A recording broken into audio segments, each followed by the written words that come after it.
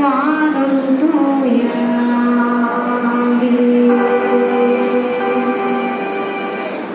பிரசன்னத்தை வாஞ்சிக்கிறோம். வல்லமையால் உம்மை நிறைத்து நீராளுக செய்யும். வாரும் தூய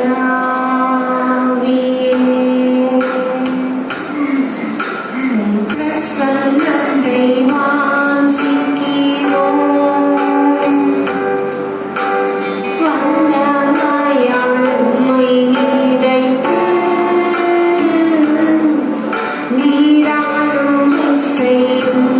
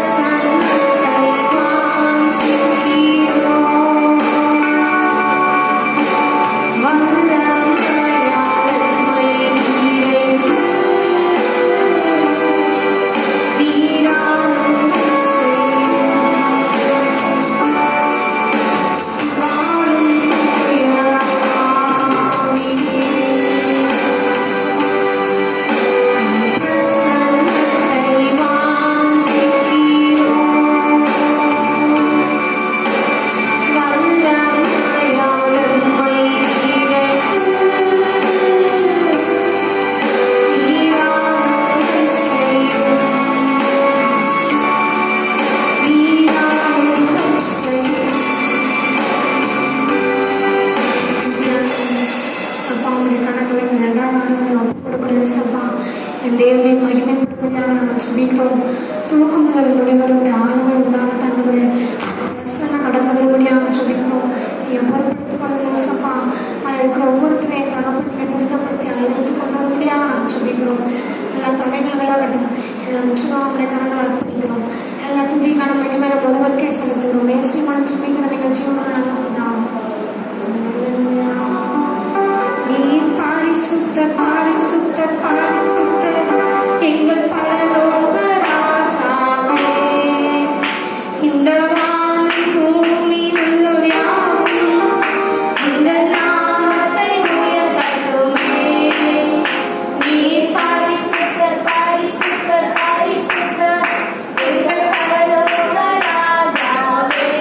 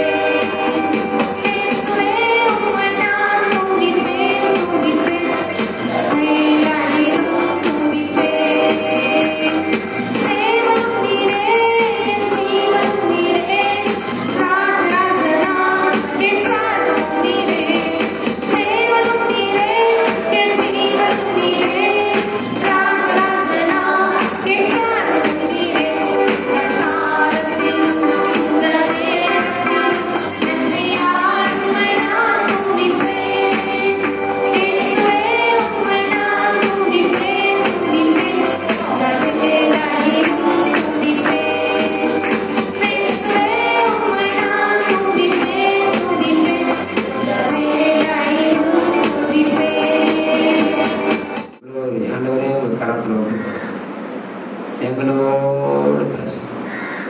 நாங்கள் ஆயத்தமாகும் உங்களுடைய கரத்தில் அர்ப்பணிக்கிறோம். இயேசு நாமத்தில் செபிக்கிறோம் நல்ல பிதாவே, ஆமென். கரங்களை தட்டி கர்த்தருக்கு மகிமைப்படுத்த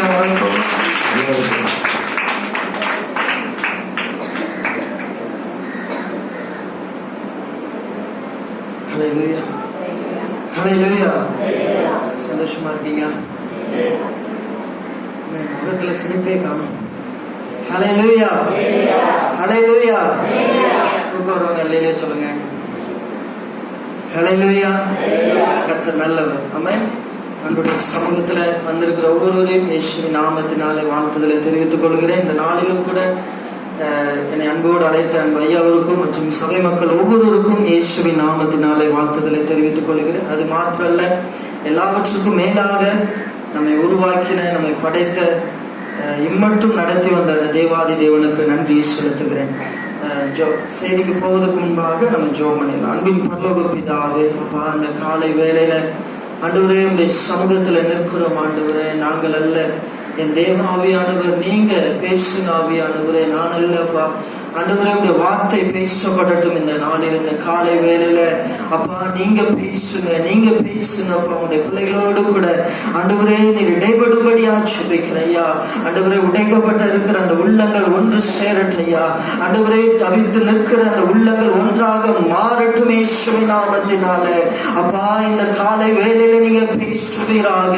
இந்த காலை வேளையில உடைய வார்த்தை இடைபடட்டும் ஐயா.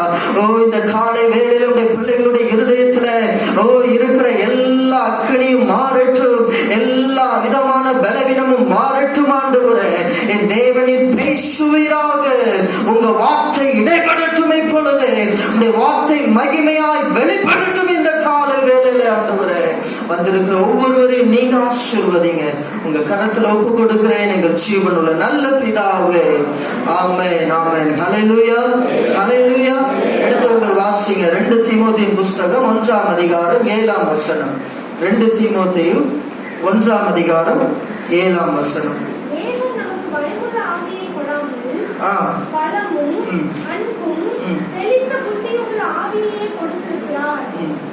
ஆமென். ஹல்லேலூயா, ஹல்லேலூயா. இந்த நேரத்துல உங்களோடு கூட பேசும்படியாக வந்திருக்கிற ஒரு தலைப்பு என்னன்னா, தைரியமா இருங்க. ஹல்லேலூயா. தைரியமா இருங்க, சோர்ந்து போகாதீங்க. பக்கத்துல உள்ளவங்களை பார்த்து சொல்லுங்க, தைரியமா இருங்க, தைரியமா இருங்க, தைரியமா இருங்க. அம்மா, என்ன சவுண்ட் இன்னும் காணல. தைரியமா இருங்கன்னு சொல்லுங்க. கவலைப்படாதீங்க. கர்த்தர் உங்களுக்காக யுத்தம் பண்ணுவார். கர்த்தர் உங்களுக்காக யாவையும் செய்து முடிப்பார். கர்த்தர் உங்களுக்கு வேண்டிய சகல காரியங்களையும் இந்த நாளில் அவர் செய்ய போதுமானவராக இருக்கிறார். கைகளை தட்டி ஆண்டவருக்கு நன்றி சொல்லலாம். ஆண்டவரே, எனக்கு ஒத்தாசை வரும் பர்வதங்களுக்கு நேராக என் கண்களை ஏறெடுக்கிறேன் என்று சொன்னது போல இந்த கால வேளையில ஆண்டவர் உங்களுடைய பயத்தின் ஆவியை எடுத்து போட்டு உங்களுக்கு பலனை கொடுத்து, உங்களுக்கு தைரியத்தை கொடுத்து, உங்களை இம்மட்டும் நடத்த அவர் போதுமானவராக இருக்கிறார். ஹல்லேலூயா, ஹல்லேலூயா. இந்த நாளில வாசித்த வேத பகுதியில தேவன் நமக்கு பயமுள்ள ஆவியை என்ன செய்யல, கொடுக்கவில்லை. ஆமென்.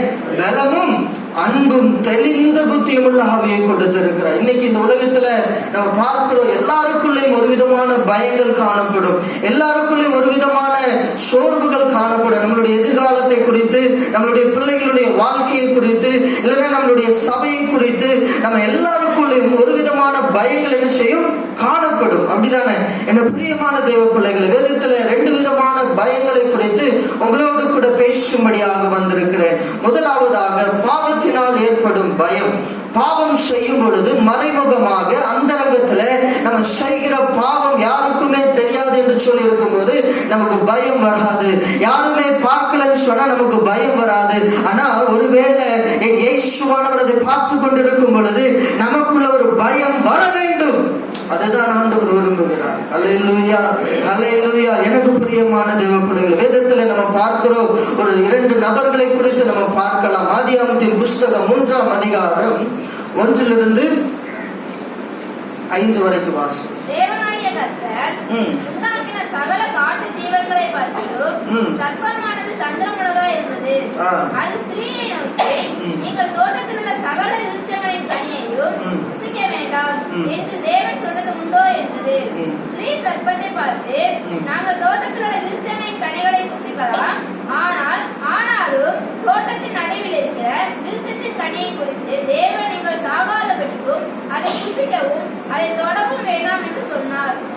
அப்பொழுது சர்ப்பம் ஸ்திரீயை நோக்கி, நீங்கள் சாகவே சாவதில்லை, நீங்கள் இதை புசிக்கும் நாளிலே உங்கள் கண்கள் திறக்கப்படும் என்றும் நீங்கள் நன்மை தீமை அறிந்து தேவர்களைப் போல இருப்பீர்கள் என்றும் தேவன் அறிவார் என்றது.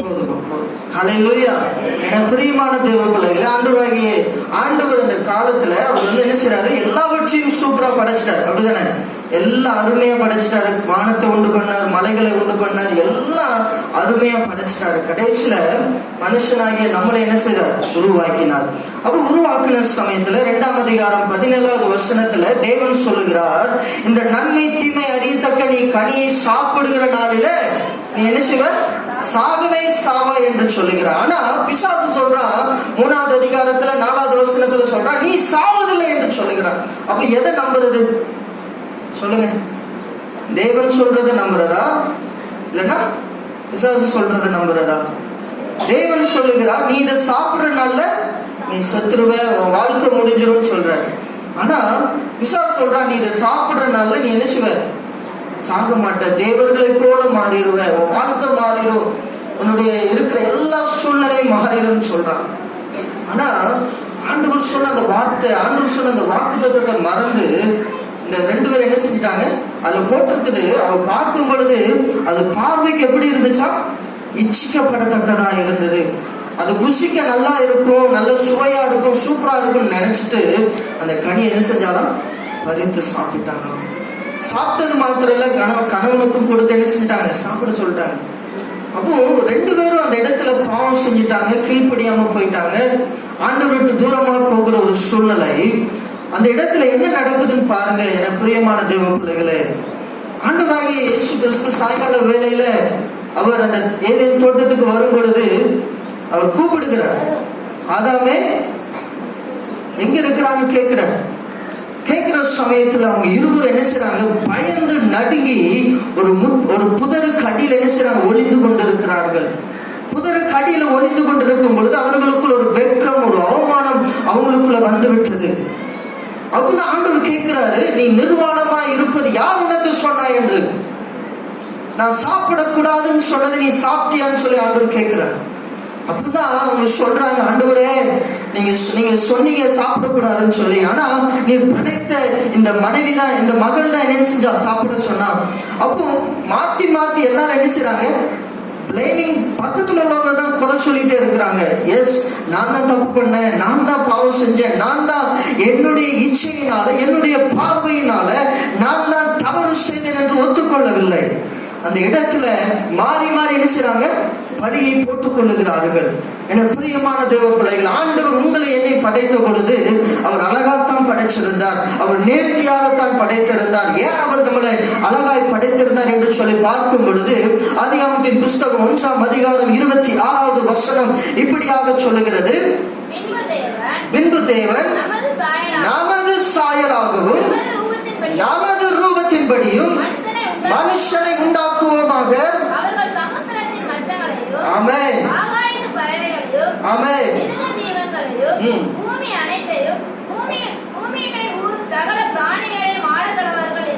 ஆமென். நீங்களும் நானும் யாருடைய சாயலாக உருவாக்கப்பட்டிருக்கிறோம்?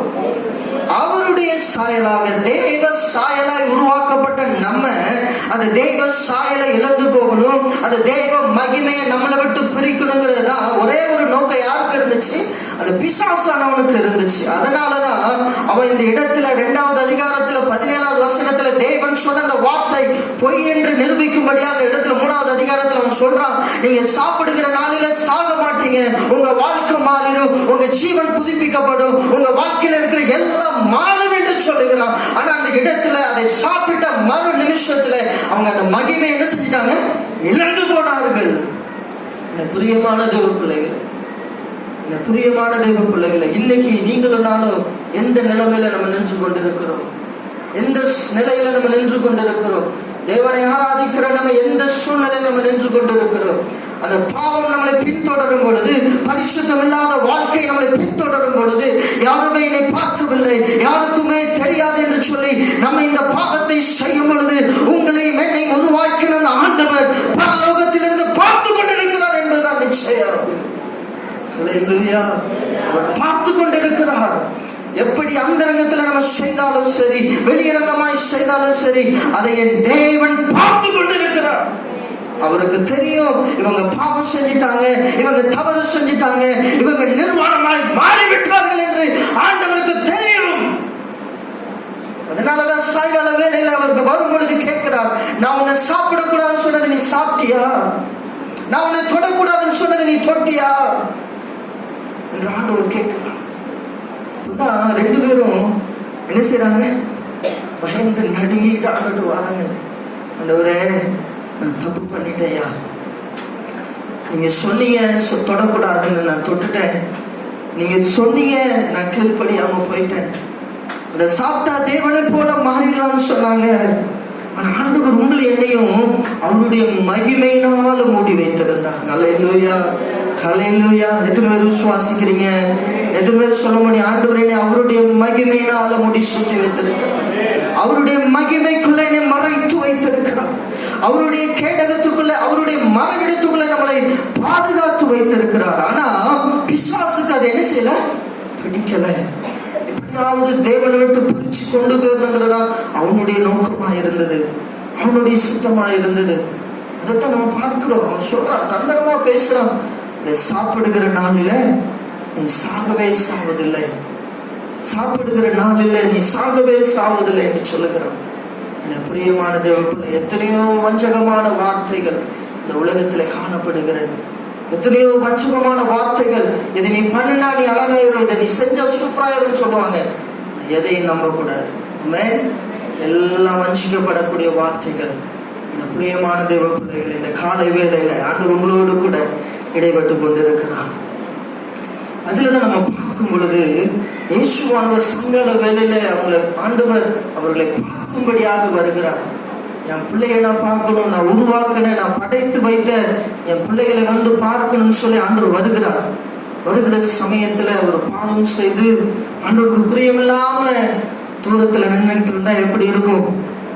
ஆமென். அவர் உங்களுடைய நிர்வாணத்தை, என்னுடைய நிர்வாணத்தை மறைக்கிறதுக்காக தான் ஆண்டவர் வந்தார். ஆனா பிசாசானவன் அந்த நிர்வாணமாக்கணும், நம்மளை அவமானப்படுத்தணும் என்றுதான் அவன் அந்த இடத்துல வந்து வஞ்சகமான வார்த்தையை பேசினான். எத்தனையோ நபர்கள், எத்தனையோ வாலிப பிள்ளைங்க அந்த வஞ்சகமான வார்த்தையை கேட்டுக்கொண்டு, மாயமாலமான வார்த்தையை கேட்டுக்கொண்டு இன்னைக்கு எப்படியோ போய் கொண்டு இருக்கிறாங்க. தன்னுடைய வாழ்க்கை யாருக்கும் தெரியாது. நான் போகிற இடத்துல, நான் படிக்கிற இடத்துல, நான் வேலை செய்கிற இடத்துல, இல்லை என்னுடைய குடும்பத்துக்கும் எனக்கும் தூரமாய் நிற்கிற சமயத்துல யாருக்குமே ஒன்றும் தெரியாது. ஆனா உங்களை என்னை உருவாக்கின அந்த ஆண்டவர் பார்த்து கொண்டிருக்கிறார். அவர் பார்த்து கொண்டிருக்கிறாருங்க. அந்த பயம் நமக்குள்ள வர வேண்டும். என் ஆண்டவர் என்னை பார்க்கிறார் என்கிற ஒரு பயம், என் தேவன் என்னை நோக்கி கொண்டிருக்கிறார் என்கிற ஒரு பயம் உங்களுக்கும் எனக்கும் வர வேண்டும். இதுதான் முக்கியமான ஒரு காரியம். இரண்டாவது நம்ம பார்க்கிறோம், கீழ்ப்படியாமல் வருகிற ஒரு பயம். கீழ்ப்படியாம வருகிற பயம். எத்தனை பிள்ளைங்க உங்களுக்கு கீழ்ப்படிவாங்க? எத்தனை பேர் அப்பா அம்மா கீழ்ப்படுறீங்க? சொல்லுங்க.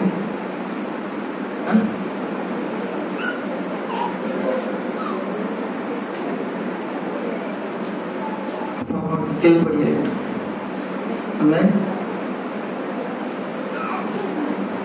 நிறைஞ்சுக்கிட்டு என்ன செய்யக்கூடாது, போகக்கூடாது. தேவனுக்கு பயந்த நீங்களும் நானும் அப்பா அம்மாவுக்கு என்ன செய்யணும், தாயும் தகப்பனையும் கடன் பண்ணணும். அது என்ன செய்யும், ஆயுசு நாட்கள் நீடிக்கும். இப்படி சொன்னாதான் நீங்க என்ன செய்வீங்க, கீழ்ப்படுவீங்க. ஆண்டவர் நேக்க என்ன செய்ய வச்சிருக்கிறாரு, தாயும் தகப்பனையும் கடன் பண்ணாதான் உனக்கு ஆயுசு நாட்கள் என்ன செய்யும், கூட்டு இருக்கிறார். அப்போ நீங்க ஒரு முறை எதிர்த்து பேசுறீங்க இல்ல ஏதாவது சொல்றீங்கன்னா உங்க ஆயுசு நாட்டில் என்ன செஞ்சிருமா கம்மியாயிரும் நினைக்கிறேன். பிரியமான தேவ பிள்ளைகளை, தாய் தகப்பன் என்ன செய்யணும்? கனம் பண்ணணும். வேதத்துல நம்ம பார்க்கிறோம், 2வது காரியம் உங்களோடு கூட பேசும்படியாக உன் தேசத்துக்கு போ என்று ஒரு மனுஷனை ஆண்டவர் சொல்றார். ஒரு தேவ மனிதனை ஆண்டவர் பார்த்து சொல்றார். எடுத்து ஒரு வாசிங்க. ஆதியாகமத்தின் புஸ்தகம் 32ஆம் அதிகாரம் 9 - 11 வரைக்கும்.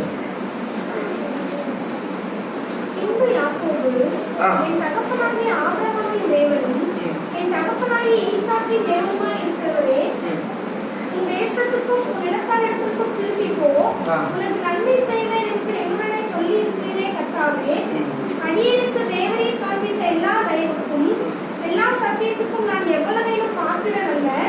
நான் போலும் கையுமா இந்த யோர்தானை கடந்து போனேன். இப்பொழுது இவ்விரண்டு பரிவாரங்களையும் உடையவனானே. என் சகோதரனாகிய ஏசாவின் கைக்கு என்னை தப்புவியும். அவன் வந்து என்னையும் என் பிள்ளைகளையும் தாய்மார்களையும் முறியடிப்பான் என்று அவனுக்கு நான் பயந்திருக்கிறேன். யாருக்கு பயந்திருக்கிறாங்களா? யாக்கோபு யாருக்கு பயந்திருக்கிறான்? சொல்லுங்க. பின்னாடி ஒரு பெரிய டிஸ்கஷன் நடக்கு. ஏசாவுக்கு பயந்து நிற்கிறான். எதுக்கு ஏசாவுக்கு பயந்து நிற்கிறான்? சொல்லுங்க. எதுக்கு யாக்கோபு ஏசாவுக்கு பயந்து நின்றான்?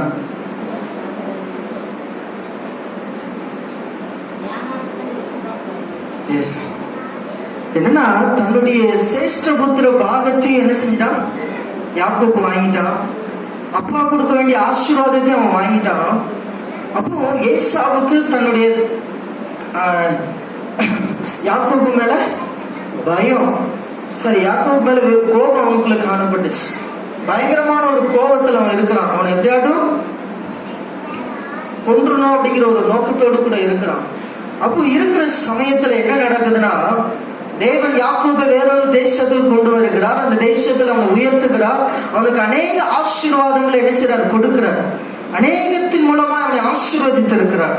அப்பதான் ஆண்டவர் சொல்றாரு, நீ உன் தேசத்துக்கு திரும்பி போன்னு சொல்றாரு. உன் தேசத்துக்கு திரும்பி போன்னு சொன்ன உடனே அவனுக்கு ஒரு பயம், ஒரு கலக்கம் வந்துச்சு. ஏன்னா எனக்கு முன்பாக என்னுடைய சகோதரன் நிற்கிறான், ஏசா நிற்கிறான்.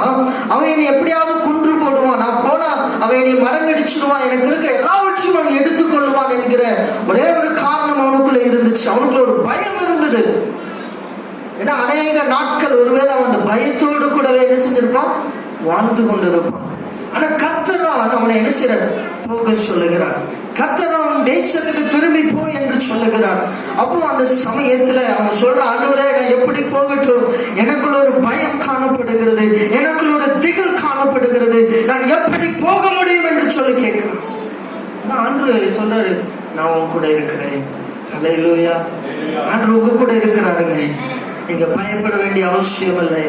மனுஷனுக்கு முன்பாக நீங்க பயப்பட வேண்டிய அவசியம் இல்லை. உங்களுக்கு விரோதமாக பேசினாலும் பரவாயில்ல, உங்களுக்கு விரோதமாக உங்களை முறியடிக்கணும்னு சொன்னாலும் பரவாயில்ல. ஆனா என் தேவன் உங்களை புறப்பட பண்ணும் பொழுது உங்களுக்கு முன்பாக ஒருவனும் எதிர்த்து நிற்பதில்லை. எத்தனை பேர் விசுவாசிக்கிறீங்க? எத்தனை பேர் சொல்ல முடியும்? ஏன்னா உங்களை புறப்பட பண்ணுகிறவர், உங்களை உருவாக்கின, உங்களை மென்னையும் படைத்த அந்த தேவன் தான் உங்களை மென்னையும் புறப்பட பண்ணுகிறார். அவர் புறப்பட பண்ணும் பொழுது நமக்கு முன்பாக நிற்பவன் யார்? இதைத்தான் நம்ம பார்க்கிறோம். அப்போ இந்த யாக்கோபு என்ன செய்யறாருன்னா, தன்னுடைய சகோதரனை சந்தோஷப்படுத்தும்படியாக அவனுக்கு இருக்கிற நிறைய காரியங்களை அவன் என்ன செய்யறான்? கிஃப்டா கொடுத்து அனுப்புறான், பரிசா கொடுத்து முன்னாடி போக அனுப்புறான். அப்போ அந்த இடத்துல ஆண்டவர் என்ன செய்யற? காரியங்களை மாற்றுகிறார். அப்படிதான் நம்ம பார்க்கிறோம். அந்த இடத்துல ஏசாவுடைய மனதை ஆண்டவர் மாற்றுவதை நம்ம பார்க்க முடியும். ஆதியாகமத்தின் புஸ்தகம் 33:4 சொல்லுது. யாராவது ஒரு வாசிங்க. அப்பொழுது ஏசா எதிர்கொண்டு ஓடி வந்து அவனை தழுவி அவன் கழுத்தை கட்டிக்கொண்டு அவனை யுத்தம் செய்தான். இருவரும் அழுதார்கள். பாருங்க என்ன நடக்குதுன்னா, அப்பொழுது ஏசா வேகமா ஓடி கட்டி தழுவி அழுது என்ன செய்றான்? முத்தம் எடுக்கிறான். ஒரு நாள் ஒரு காலத்துல அவன் எப்படியாவது யாக்கோபை கொன்று விட வேண்டும், அவனுடைய வாழ்க்கையை வாழ்க்கையை முடிச்சிடணும்னு நினைக்கிறான். ஆனா அதே ஏசாத என்ன செய்யறான்? ஓடி வந்து அந்த யாக்கோபை கட்டி தழுவுகிறான். அல்லேலூயா. என பிரியமான தேவ பிள்ளைகளை, கர்த்தர் காரியத்தை நடத்தும் பொழுது, கர்த்தர் உங்களுடைய காரியங்களை செய்யும் பொழுது அது மாறுதலாய் முடியும். ஆமென். எத்தனை பேர் விசுவாசிக்கிறீங்க? எல்லாம் மாறிவிடும். உங்களுக்கு முன்பாக நீங்க நினைக்கலாம், இந்த காரியம் மாறாது, இந்த சூழ்நிலை இப்படியே தான் இருக்கும், என் வாழ்க்கையில காணப்படுகிற இந்த பிரச்சனை என்னை விட்டு போகாது என்று சொல்லி நினைக்கலாம். ஆனா கர்த்தர் உங்களுக்கு என்று ஜெயத்தை முன்பாக வைத்திருக்கிறார். அதனாலதான் என் தேவன் உங்களை புறப்பட பண்ணுகிறார். அல்லேலூயா. ஒருவேளை அந்த எகிப்து தேசத்துல அந்த இஸ்ரவேல் ஜனங்கள் அந்த சிறையில அடைக்கப்பட்டிருக்கிற சூழ்நிலையில, அடிமையாக்கப்பட்டிருக்கிற சமயத்துல அவங்க நினைச்சிருக்கலாம், நாங்க அந்த கானானுக்குள்ள போக முடியுமா, நாங்க இந்த இடத்திலிருந்து சுதந்திரமாய் வெளியே வர முடியுமா என்று சொல்லி நினைத்திருக்கலாம். ஆனா கர்த்தர் புறப்பட பண்ணினார். அல்லேலூயா. கர்த்தர் புறப்பட பண்ணினாருங்க. அந்த இஸ்ரவேல் ஜனங்கள் கம்பீரத்தோடு கூட அந்த எகிப்து தேசத்தின் அடிமையிலிருந்து, எகிப்து தேசத்தின் வாழ்க்கையிலிருந்து, அந்த சிறையின் வாழ்க்கையிலிருந்து, ஒரு கொடுமையான வாழ்க்கையிலிருந்து அவர்கள் புறப்பட்டு வந்தது போல இன்னைக்கும் என் தேவன் ஒரு சிறையிருப்பான இக்கட்டான சூழ்நிலையிலிருந்து என் தேவன் உங்களை புறப்பட வைக்க அவர் போதுமானவராக இருக்கிறார். அல்லேலூயா. அல்லேலூயா. என் தேவனால் முடியாதது ஒன்றும் இல்லைங்க. அதுதான் நம்ம பார்க்கிறோம். என்னன்னா, ஏசாவின் மனதை மாற்றினவர் உங்களுக்கு விரோதமா பேசினவங்களையும் தேவன் மாற்ற போதுமானவராக இருக்கிறார். அல்லேலூயா. அல்லேலூயா. நீங்க மனுஷனை பார்த்து பயப்படாதீங்க. பக்கத்தில் உள்ளவங்களை பார்த்து சொல்லுங்க, நீங்க யாரையும் கண்டு பயப்படாதீங்க. கர்த்தர் உங்களுக்காக யுத்தம் பண்ணுவார். கர்த்தர் உங்களுக்காக யாவையும் செய்து முடிப்பார். அல்லேலூயா. கர்த்தர் உங்களுக்காக யாவையும் செய்து முடிப்பார். எத்தனை பேர் விசுவாசிக்கிறீங்க? உங்க சபைக்கு விரோதமா எழும்பின எல்லா கைகளும் இந்த நாளில, இந்த காலை வேளையில முடக்கடிக்கப்படுகிறது. நிர்மலம் பண்ணப்படுகிறது. உங்க சபைக்கு விரோதமாய், உங்க ஜனத்துக்கு விரோதமாய் பேசின ஒவ்வொரு வார்த்தைகளும் இந்த காலை வேளையில நிர்மலமாகிறது. எல்லாரும் கைகளை தட்டி ஆண்டுகளுக்கு எல்லாம் நிர்மலமாகிறது. எங்க போட்டிருக்கிறேன், எங்க போட்டிருக்கிறேன், எல்லா கண்களையும் எல்லா சுவர்களும் இந்த நாளில இடிக்கப்படுகிறது. இந்த நாளில நிர்மலமாக்கப்படுகிறது. நன்றி ஆண்டவரே. ஏசாவின் மனதை மாற்றின அதே கர்த்தர் இந்த நாளில உங்களோடு கூட பேசிக் கொண்டிருக்கிறார்.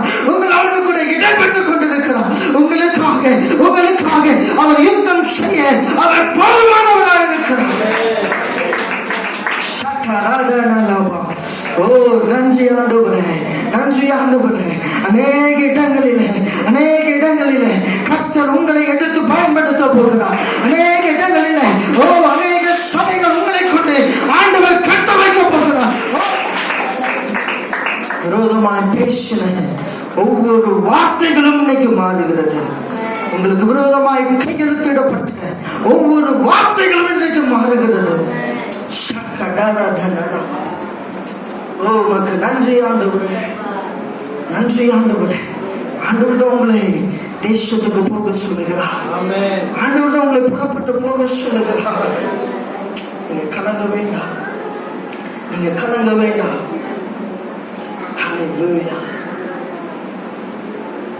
இயேசுவும் ஒரு மனிதனும் ரெண்டு பேரும் என்ன செய்றாங்க? கடற்கரை ஓரமா நடந்து போயிட்டு இருக்கிறாங்க. போயிட்டு இருக்கிற சமயத்துல அவங்க ரெண்டு பேரும் என்ன செய்யணும்? அந்த கடலை தாண்டணும். ஒரு பெரிய ஆபத்தான ஒரு இடம். ரெண்டு பேரும் சந்தோஷமா பேசிட்டு வராங்க. ஆண்டவர் அவங்க கூட எல்லாத்தையும் சொல்லிட்டு வர, ரெண்டு பேரும் நல்ல ஷேர் பண்ணி வராங்க. ஆனா அந்த கடல் வந்தப்புறம் அதுல ஒரே ஒரு பாதை மட்டும் தான் என்ன செஞ்சு இருந்துச்சு. அப்போ அவங்க அக்கறை பட்ட உடனே என்ன ஆயிடுச்சுன்னா, அந்த மனுஷன் திரும்பி பார்த்து இயேசுவை பார்த்து கேட்கிறான், என்ன ஆண்டவரே, நான் சந்தோஷமா இருக்கும்போது என் கூட வந்தீங்க. நான் எப்படி எல்லாம் சந்தோஷமா இருந்தேன். என் வாழ்க்கையில, என் குடும்பத்துல, என் பிள்ளைகளின் மூலமா நான் எவ்வளவு சந்தோஷமா இருந்தேன். எனக்கு எவ்வளவு ஆசீர்வாதம் இருந்தது. அப்பொழுதுதான் நீங்க கூட வந்தீங்க. ஆனா நான் கஷ்டப்படும் போது, நான் துக்கப்படும் பொழுது என்னை விட்டுட்டு எப்ப போனீங்க? நான் கரையில நடந்து வரும் பொழுது என் கூட இருந்தீங்க, ஆனா இந்த தண்ணீரை கடக்கும் பொழுது என் கூட வரலையே. பாருங்க ஆண்டவரே, உங்களை காண என்னுடைய பாதப்படி நாங்க என்ன செய்து இருக்குது ஆண்டவரேன்னு சொல்லி அவன் கேட்கிறான். அந்த ஆண்டவர் கேட்க சொல்றாரு, திரும்பி பார், அது உன் பாதப்படி அல்ல, உன் கஷ்டத்துல நீ தூக்கி சுமந்த உன் தேவனாகிய இயேசுவின் பாதம் அது. நீ தூக்கி சுமந்ததுன்னா நீ விழுந்துடக்கூடாது, உன்னுடைய கால்கள் சறுக்கி விடக்கூடாதுன்னு சொல்லி உன்னை என் தோல்ல தூக்கி போட்டு நான் வந்தேன். அவர் என்னைக்கும் எந்த சூழ்நிலையிலும் அவர் கைவிடுகிற தேவன் அல்ல. அல்லேலூயா. அவர் உங்களை விட்டு போகிற தேவன் அல்ல, அவர் உங்களை விட்டு கொடுக்கிற தேவனும் அல்ல. பிரியமான தேவ பிள்ளைகளை, சபைகளை குறித்து, குடும்பத்தை குறித்து தேவன் சொல்லுகிறார், புறப்பட்டு போங்கள், கர்த்தர் உங்களுக்காக யாவையும் செய்து முடிப்பார். புறப்பட்டு போங்கள், கர்த்தர் உங்களுக்காக யாவையும் செய்து முடிப்பார். நீங்க பயப்பட வேண்டிய அவசியம் இல்லை, நீங்க பயப்பட வேண்டிய அவசியம் இல்லை. எந்த மனுஷனுக்கு முன்பாக பயந்து நின்றீங்களோ அதே ஏசாவை தேவன் மனதை மாற்ற அவர் போதுமானவராக இருக்கிறார். அல்லேலூயா, அல்லேலூயா.